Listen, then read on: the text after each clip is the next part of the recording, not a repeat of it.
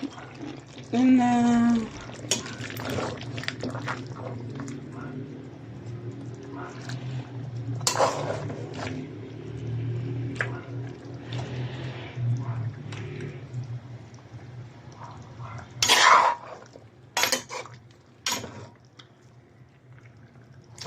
Aray.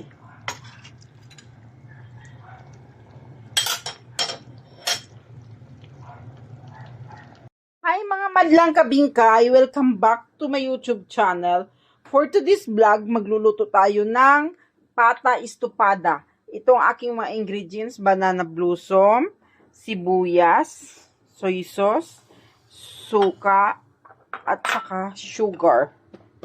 At laurel. Ano ka ba laurel? Ito, laurel, pamintang buo, tsaka green peas. Ang ginagamit kong toyo guys pag nagluluto ako is premium soy sauce. Masarap talaga to guys. Tapos ito na yung aking pata.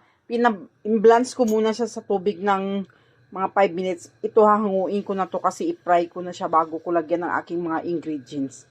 Ito pwede na to kasi kanina pa to mga 5 minutes na to. Para matanggal lang yung mga dugo-dugo niya at saka yung mga malansa-lansa, matanggal pa yung mga buhok-buhok ng pata. Dito kasi, mas masarap to kasi maraming collagen dito eh. O yun yung dito, yung mga buto-buto nito. Ang sarap nito. Yan. Ayun, hanguin ko muna guys. Kasi hugasan ko ulit, tapos i-fry ko siya. Yan, ito na guys, ang ating pata. Nabanlawan ko na siya. Na-wash ko na mabuti para hindi siya malansa. Tapos, nagpainit ako ng kawali dito. Maglagay na ako ng mantika. Kasi nga, iprito-prito natin to. Pang ipapulahin lang natin siya. Alam nyo guys, matagal talaga ako hindi nagluto. Siguro hindi ko na binidyo. Yan, ito. Yan lang. Nag-advance ako luto. Pero, ang oras ngayon is 1 o'clock para siya lumambot pa. Para lalambot siya ng malambot na malambot. Hinaan ko lang bago ako maglinis-linis ng bahay. Magluto-luto muna tayo.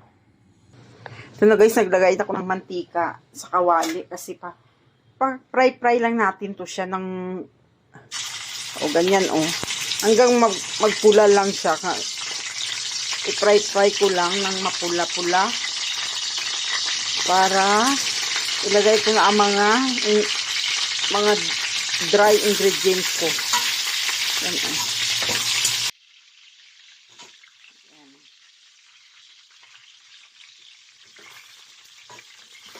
Yan na ay.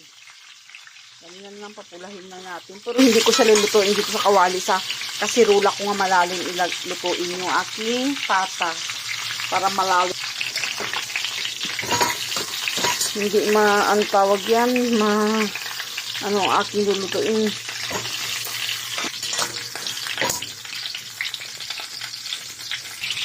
Ayan na siya guys, ang ginaprito ko.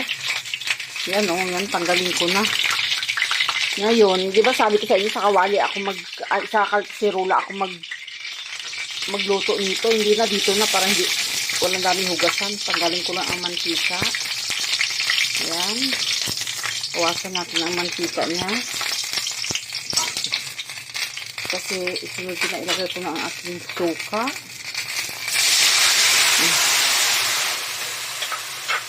I-caramelize natin ang ating sugar. Dito na kasi pwede naman ang kasirula takpan ko ang panakit ko para wala daming hugasan. Ayan na. Ito na. Masarap kasi guys pag nagluto kayo mahina ang apoy tapos hayaan mo siya nga palambutin doon sa mahinang apoy niya. Masarap ang pagkaluto ng pata niya. Ngayon ilagay ko na siya dito May pantakip naman ako dito na lang kasi pag nagkuha ako ng isang kasirulan, ako hugasan ko na naman. Yan, ito. Ay, hugasan ko muna. Tumalon pa, buhay ka pa. Ito.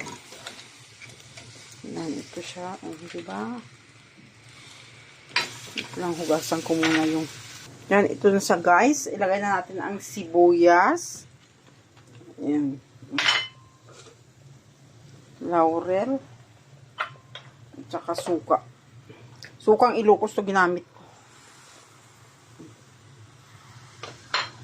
Ang aking banana blossom. Yan na. Lagay ako ng pamintang buo. Kasi sarap, maraming paminta eh. Dagdagan natin. Lagay tayo ng garlic powder. Maraming garlic, mas masarap. At saka oregano. Yan, ito guys, oregano ito lagay ko. Yan na. At saka tubig. Lagay ko ng tubig na. Hayaan ko lang siya, pakuluin ko lang ng pakuluin to hanggang lumambot ng lumambot ang aking pata. Yan na guys, yan lang. Pata istupada. Pata istupada ang pangalan ng aking niluluto. Guys, yan na. Hayaan muna natin nga, palambutin ko lang. Magkuha ko ng pantakip ko para pa ating palutuin. Mamaya pag malambot na siya,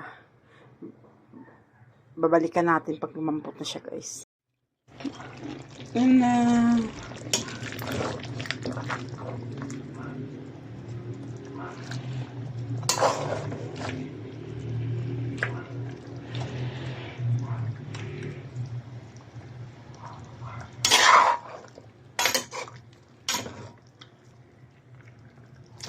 Aray.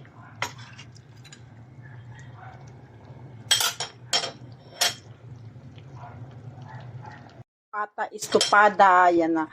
Ilagay ko na ngayon ang aking green peas. Ayan, para maluto pa siya. Ayan. Sobrang lambot niya na guys. Yan, oh, sarap na, tikman ko na. Yummers! Yan na guys, oh, ang sarap naman yan, bingkay! Luto na to siya guys. O, nilagay ko na. Sobrang lambot.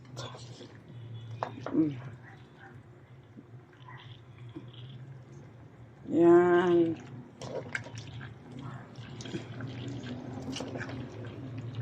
Luto na to siya guys. Paluto-lutuin ko lang muna ang aking green peas. Tapos patayin ko na. Yan lang guys. Ito ng ating pata istupada. Yan, yan, yan. Ito yung beans, ginblans ko lang sa tubig siya. Parang, wala lang. Gusto ko lang maglagay para may kulay naman. Diba maganda pag makulay ang buhay. Yan, yan, yan. Dapat ilagyan ko na lang siya. Ito ang tirabaon na lang nila bukas sa opisina ito.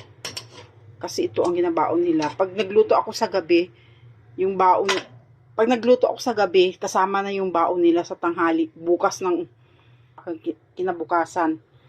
Kasi yun ang baon nila sa opisina. Yan, ito ang baon nila sa opisina bukas. Yan, sarap. Yan, yan na. Yan na guys, maraming salamat. Bye mga kabingkay.